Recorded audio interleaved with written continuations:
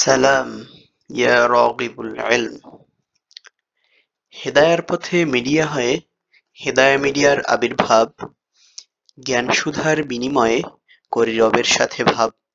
প্রিয় রাগিবুল ইলম, আজ বুখারী পড়ি সিরিজের ৩৭তম পর্ব।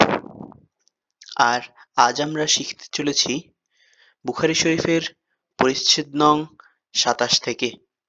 পরিচ্ছেদ শিরোনাম: রমজানের রাতে নফল ইবাদত ঈমানের অঙ্গ। ইসলামিক ফাউন্ডেশনের বুখারী প্রকাশনার ৩৬ নং হাদিস বর্ণিত হয় যে, ইসমাঈল রাহমাতুল্লাহি আলাইহি আবু হুরায়রা রাদিয়াল্লাহু তাআলা আনহু থেকে বর্ণনা করেন, তিনি বলেন, রাসূলুল্লাহ সাল্লাল্লাহু আলাইহি ওয়াসাল্লাম ইরশাদ করেন যে, যে ব্যক্তি রমজানের রাতে সওয়াবের আশায় রাত জেগে ইবাদত করে, তার পূর্বের গুনাহ মাফ করে দেওয়া হয়।